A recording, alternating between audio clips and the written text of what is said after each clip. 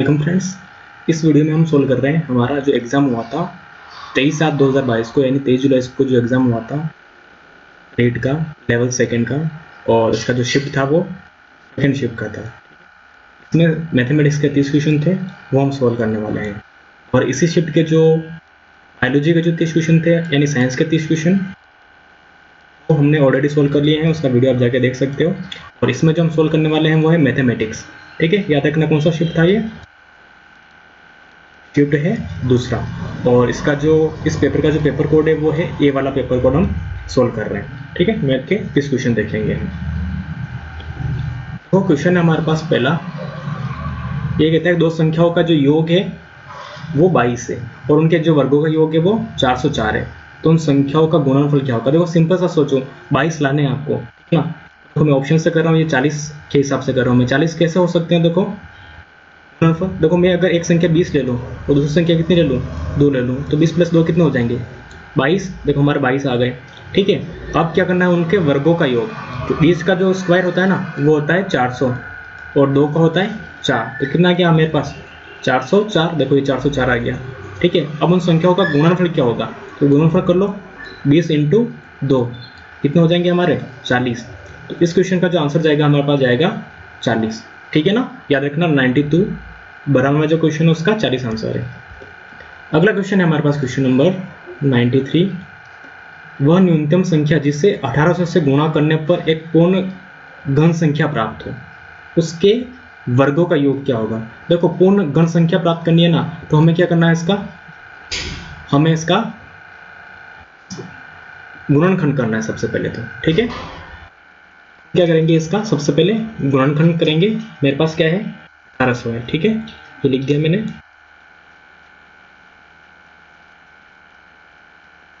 1800 हमें क्या करना है, इसका गुणनखंड करना है, 3 के जोड़े बनाने हैं। ठीक है, 1800 में इसका दूंगा मैं, 2 का दूंगा तो हो जाएंगे 900। ठीक है, फिर वापस 2 का भाग दिया तो 900 का आधा 450। वापस मैं 2 का भाग दूंगा, 450 का आधा कितना हो जाएगा, ये हो जाएगा 225। ठीक है, फिर मुझे देना है 5 का भाग। ठीक है, तो 5 का एक बार दूंगा मैं, तो कितने आएंगे, ये आएंगे मेरे पास 45। ठीक है, इसके बाद में 5 का वापस एक बार दूंगा मैं, तो कितने आ जाएंगे, ये 9 पर 45 9। फिर वापस देना है मुझे 3 का 3, और वापस एक बार दूंगा 3 तो 3। ठीक है, याद रखना, देखो पूर्ण घन संख्या प्राप्त करनी है तो हमें क्या करना पड़ेंगे, 3 के जोड़े बनाने। देखो क्या आ रहा है इसका, 2 × 2 × 2।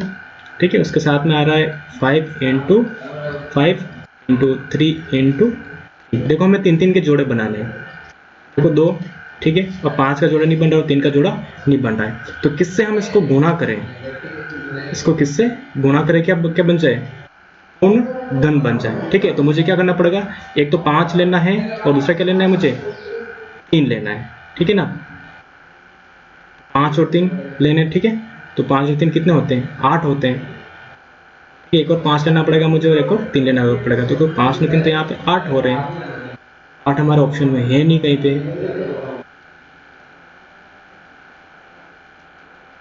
गुणा करने पर एक पूर्ण संख्या प्राप्त होती है कि अंकों का योग कितना है, ये वो न्यूनतम संख्या।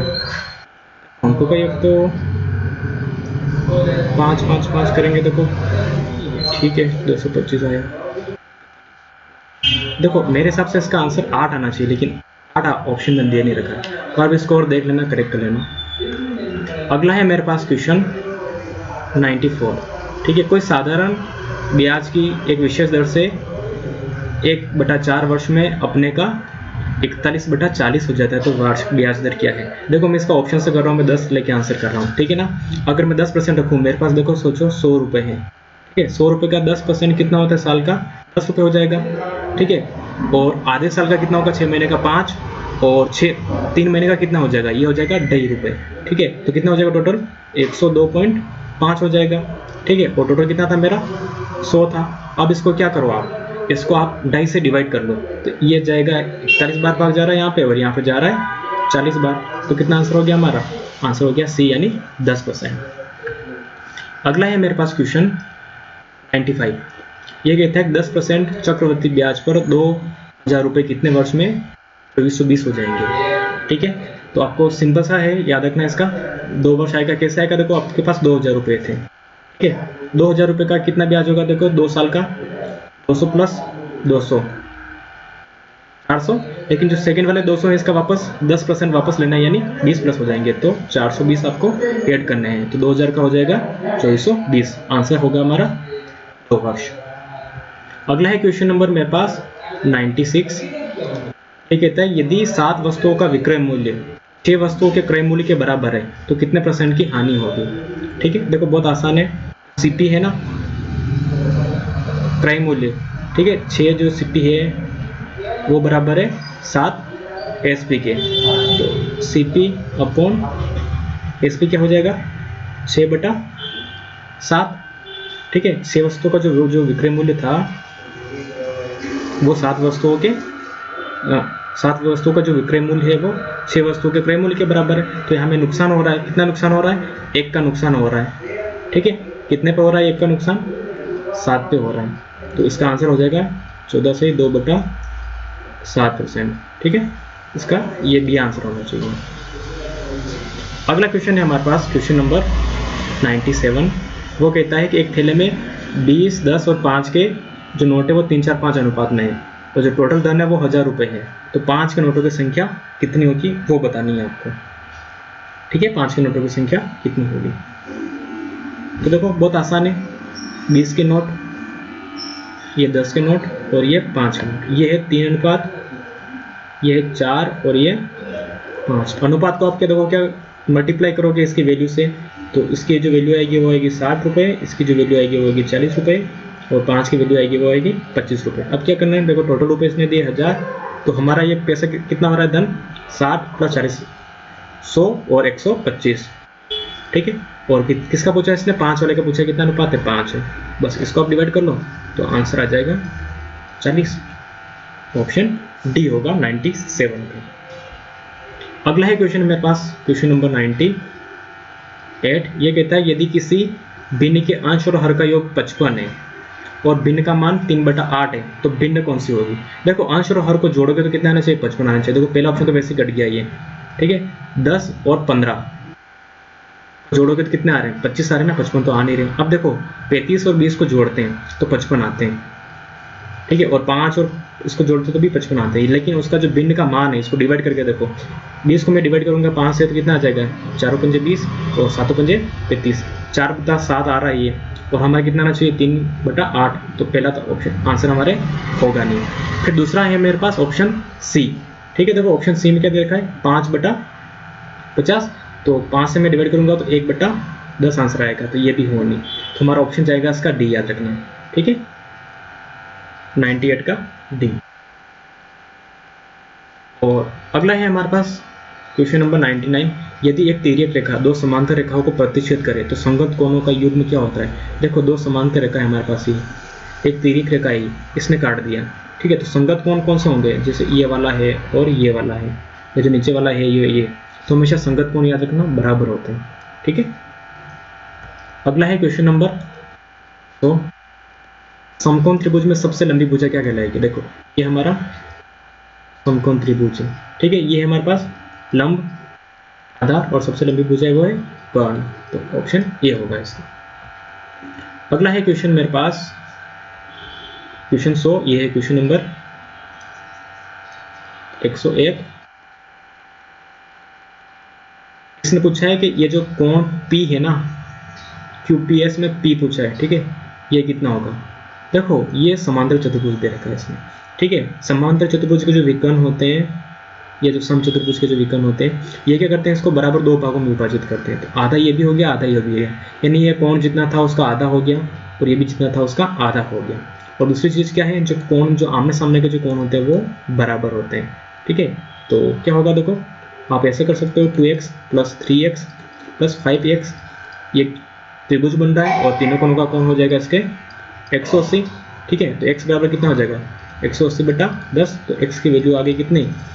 18, ठीक है। अब 5x है, 5x बराबर कितना हो जाएगा?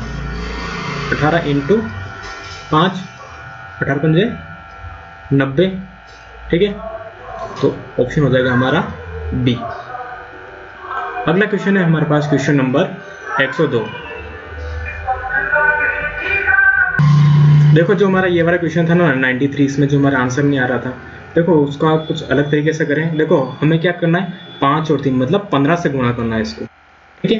5 से 15, 15 से गुणा करेंगे तो क्या हो जाएगा, ये पूर्ण गण संख्या प्राप्त होगी। तो इसके अंकों का योग पूछा ना, तो 5 और 1 कितने होते हैं, 6 होते हैं, तो इसका ऑप्शन डी हो जाएगा, याद रखना, ठीक है। 93 का ऑप्शन, 94 कर लिया हमने, 95 हो गया, 7 हो गया, और 8 भी हो गया, 99 हो गया, 100 हो गया, एक, चलो एक साथ दो देखते हैं। इसने पूछा है कि एक पंचभुज के सभी अंतःकोणों का योग क्या होगा। देखो फॉर्मूला होता है हमारे पास, किसी भी बहुभुज के अंतःकोण निकालना है तो n-2 इंटू 180। n की वैल्यू कितनी मेरे पास, n की वैल्यू 5, तो 5 - 2 3, 3 इंटू 180, तो 18 54, तो 540 डिग्री आ जाएगा आंसर, ठीक है। ऑप्शन डी होगा हमारा आंसर। अगला है क्वेश्चन नंबर 103। देखो 103 कहता है एक वृत्त की जो त्रिज्या है वो 6 सेंटीमीटर है, और पी बिंदु, कोई पी बिंदु है जो केंद्र से 10 सेंटीमीटर दूर है, से खींची गई स्पर्श रेखा की लंबाई क्या होगी। देखो ये हमारा वृत्त है, ठीक है, समझ लो ये वृत्त है। यहाँ का जो त्रिज्या है ना ये 6 सेंटीमीटर, यहाँ से कोई पी बिंदु है, ये बिंदु है यहाँ से 10 किलोमीटर। अब देखो यहाँ पे स्पर्श रेखा खींच रहा है, तो स्पर्श रेखा क्या होती है, त्रिज्या के साथ में 90 डिग्री का कोण बनाती है ये वाला, ठीक है। तो 90 बना रही है, तो देखो ये हो गया हमारा कर्ण, ये हो गया आधार। अब निकालना है लंब। लंब निकालने के लिए क्या करूंगा, कर्ण का स्क्वायर माइनस आधार का स्क्वायर, तो में से क्या करूं मैं, हाँ 6 है, ठीक है ना। 30 घटा दूं तो आ जाएगा मेरे पास 84।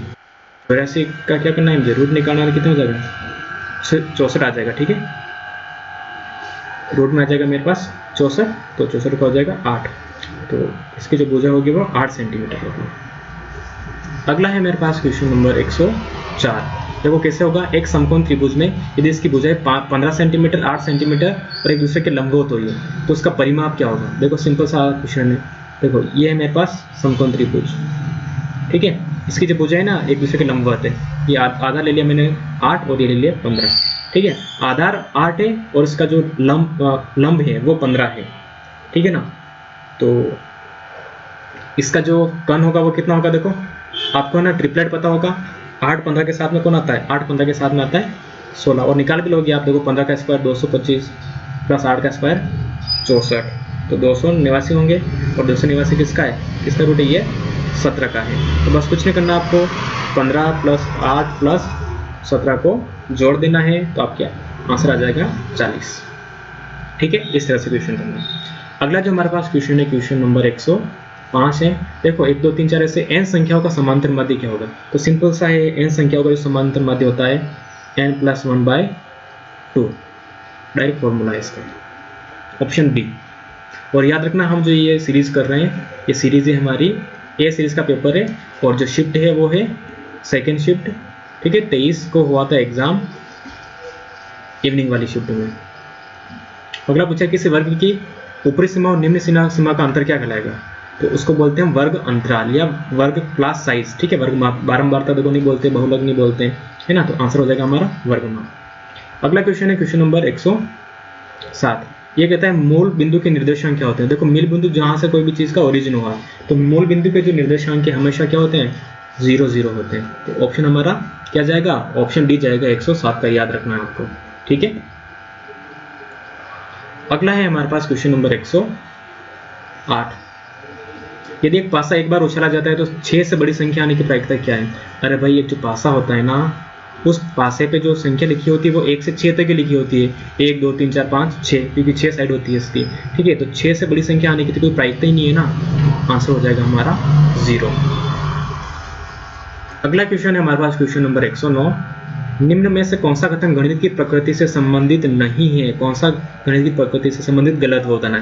तो पहला दिया गणित में संख्याओं, स्थानों, मापनों आदि का अध्ययन किया जाता है, सही बात है। अगला गणित की अपनी भाषा, पद, प्रत्यय, सूत्र सभी होते हैं, सही बात होते हैं। अगला है गणित का ज्ञान तार्किक नहीं होता। अरे भाई गणित ही तो तार्किक है, ठीक है, ये गलत हो गया, हमें ये देखना था ऑप्शन सी। बाकी गणित का ज्ञान समस्त जगत में समान रूप से होता है, ये भी सही बात है।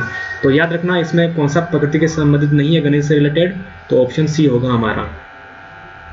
अगला है क्वेश्चन नंबर 110। गणित वह भाषा है जिसमें परमेश्वर ने संपूर्ण जगत या ब्रह्मांड को लिख दिया, ये कहा था गैलीलियो भाई साहब ने। ठीक है, महान गणितज्ञ हुए थे गैलीलियो, इन्होंने कहा था, खगोल शास्त्री। अगला है क्वेश्चन नंबर 111। यह कहता है नेपोलियन के अनुसार गणित की उन्नति तथा वृद्धि देश की संपन्नता से संबंधित है। यह कथन गणित के किस मूल्य से आधारित? देखो, अनुशासनात्मक नहीं है, सौंदर्यात्मक नहीं है, अंतरराष्ट्रीय नहीं है। गणित, देखो, देश समृद्ध होगा मतलब वहाँ का सामाजिक मूल्य है। ठीक है, लोगों के पास पैसा होगा, लोगों का जो रहन सहन है वो काफ़ी अच्छा होगा, तो ये गणित का सामाजिक मूल्य है। 111 में ऑप्शन बी सही होगा। अगला हमारे पास क्वेश्चन है क्वेश्चन नंबर 112। वो कहता है गणित सार संग्रह पुस्तक के लेखक कौन है? देखो, आर्यभट्ट नहीं, पाइथागोरस नहीं, श्रीधराचार्य नहीं, महावीराचार्य। ठीक है, गणित सार संग्रह के महावीराचार्य। अगला क्वेश्चन है हमारे पास क्वेश्चन नंबर 113। यह कहता है किस विधि में विशिष्ट से सामान्य की ओर जाते हुए गणित के सूत्रों की रचना करते हैं? याद रखना, देखो, अगर विकास का सिद्धांत पूछ लेना तो जो विकास का सिद्धांत होता है वो सामान्य से विशिष्ट होगा। क्या होगा? विकास का सिद्धांत सामान्य से विशिष्ट होता है, लेकिन जो विशिष्ट से जो सामान्य का जो सूत्र है वो होता है आगमन विधि का। आगमन विधि में हम क्या बोलते हैं? विशिष्ट से सामान्य को। और निगमन में इसका जस्ट उल्टा होगा, तो निगमन होगा नहीं हमारा, व्याख्या नहीं है, योजना नहीं है, तो क्या हो जाएगा? आगमन विधि, विशिष्ट से सामान्य। अगला क्वेश्चन है हमारे पास क्वेश्चन नंबर 114। निम्नलिखित में से किस का ज्ञान चित्रकला में सर्वाधिक सहायक है? देखो, चित्रकला, पेंटिंग बना रहे हो तो वहां पे क्या बनते हैं? रेखाओं का कमाल है सारा, है ना, तो आपको रेखा गणित का ज्ञान होना चाहिए। बाकी अंक गणित, सांख्यिकी, फलन का इतना कोई इंपॉर्टेंस नहीं है, वहां पे आपको रेखा गणित का होना चाहिए। ठीक है, अगला क्वेश्चन है हमारे पास क्वेश्चन नंबर 115। यह कहता है निम्नलिखित में से कौन सी एक मूल्यांकन की प्रविधि नहीं है? कौन सी मूल्यांकन की प्रविधि नहीं है? देखो, साक्षात्कार होता है मूल्यांकन की विधि, प्रश्नावली भी होती है, चेकलिस्ट से भी करते हैं हम, लेकिन तैयारी कोई मूल्यांकन से संबंधित नहीं है। ठीक है, ऑप्शन बी। अगला क्वेश्चन है हमारे पास क्वेश्चन नंबर 116। ये कहता है मूल्यांकन प्रक्रिया किससे संबंधित होती है? शिक्षण उद्देश्यों से संबंधित होती है, अधिगम अनुभव से, या मूल्यांकन प्रविधि से? देखो, तो मूल्यांकन सभी से रिलेटेड है। ठीक है ना, याद रखना आपको, इन सभी से। ऑप्शन डी होगा 116 का। अगला जो क्वेश्चन आता है हमारे पास क्वेश्चन नंबर 117। ये कहता है जो निदानात्मक परीक्षण का मुख्य उद्देश्य क्या होता है? देखो, अध्ययन पद्धतियों का दिशा निर्देश करना। देखो, इतना कोई इसका बड़ा रोल नहीं है। ठीक है, कठिनाई स्तर के आधार पर छात्रों का वर्गीकरण, और अगला दिया है विषय विशेष में उपलब्धि कमी का पता लगाना। देखो, जो निदानात्मक परीक्षण होता है इसी में तो हम पता लगाते हैं जो बालकों में जो कमी रह गई है उस कमी का कारण क्या है, क्या कमी रह गई है। ठीक है, तो इसका आंसर मेरे हिसाब से सी होना चाहिए। ठीक है, बाकी इसमें देखो ऑप्शन डी भी दिया है, ये सभी भी, तो अब ये बोर्ड पर डिपेंड करेगा, बोर्ड सी ऑप्शन मानता है या डी मानता है। ठीक है, तो ज़्यादा संभावना है इसके सी आंसर होने की, बाकी जो बोर्ड आंसर मानेगा हमें सी को मानना है। अगला है क्वेश्चन 118। यह कहता है कि किस विधि में कुछ नया प्राप्त करने के लिए विभिन्न कथनों या भागों के संयोजन की प्रक्रिया के सिद्धांत की पालना होती है? यानी किस विधि में कुछ नया प्राप्त करने के लिए विभिन्न कथनों या भागों के संयोजन की प्रक्रिया के सिद्धांत की पालना होती है? देखो, कुछ नया करना, व्याख्यान में तो टीचर आपको कुछ बोल रहा है आप सुनोगे, इसमें होगा नहीं। विश्लेषण में भी कुछ नया नहीं करोगे। देखो, खोज विधि में है ना, क्या होगा? खोज विधि में आप कुछ नया करते हो। ठीक है, खोज विधि में क्या करोगे? आप नया करोगे। लेकिन देखो, और भी दिया है इसने, विश्लेषण विधि और संश्लेषण विधि। ठीक है, तो ज़्यादा जो सही आंसर जाता है इसका, वो मेरे हिसाब से इसका बी होना चाहिए, क्योंकि खोज विधि में हम कुछ नया करते हैं। ठीक है, बाकी देखो कथनों या भागों का जो संयोजन है, संयोजन संश्लेषण में भी करते हैं ना, जोड़ तोड़ के नई चीज़ें बनाते हैं, लेकिन आंसर इसका बी होना चाहिए। बाकी बोर्ड पर डिपेंड करेगा क्या सही आंसर है। अगला जो क्वेश्चन है हमारे पास क्वेश्चन नंबर 119। देखो, इसको सोल्व करना है, एक्स की वैल्यू निकालनी है, तो बहुत आसान है। ठीक है, देखो, जो √3 है वो 5 की पावर है ना, तो मैं इसको 5 बार लिख दूँ, √3 इंटू √3 5 बार लिखना है इसे, 3 या 2 5 हो गया। ठीक है, इंटू क्या है? 9 की स्क्वायर, तो इसको मैं क्या करूँ, 3 की पावर में कन्वर्ट कर दूँ, 3 की पावर 2 हो जाएगा, 2 + 2 4 हो जाएगा। और अगला क्या है? 3 की पावर x + 3√3। ठीक है, 3√3 है। देखो इस 3 से मैं इन दोनों 300 काट सकता हूँ, और इस से भी ये चला गया। अब बचा क्या हमारे पास?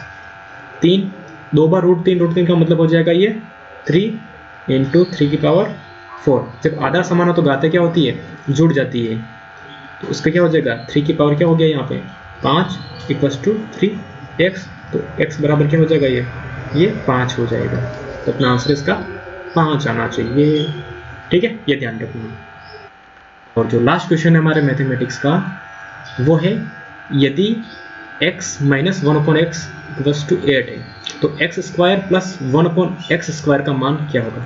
देखो इसमें सिंपल सा फॉर्मूला होता है, अगर यहाँ पे x प्लस 1/x दिया होता, ठीक है, और इधर ये पूछता x square plus 1/x square, तो यहाँ पे क्या करते हैं हम, जो के स्क्वायर माइनस 2 करते हैं, लेकिन यहाँ पे पहले माइनस दे रखा है और फिर x square plus 1/x square है, तो यहाँ पे हमें करना होता है के स्क्वायर प्लस 2, के मतलब ये जो वैल्यू दे रखी है, तो 8 का स्क्वायर कितना होगा, 8 × 64 और प्लस 2, तो आंसर हो जाएगा इसका हमारा 66। तो 66 ऑप्शन सी में।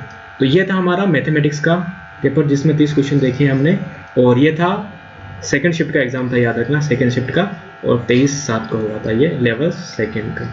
ठीक है, हमने कोशिश करी आपको सही आंसर बताने की, अगर कहीं पे कुछ करेक्शन होता है तो जो बोर्ड जो ऑफिशियल आंसर की जारी करेगा उसी का आंसर हम सही मानेंगे। Thank you so much.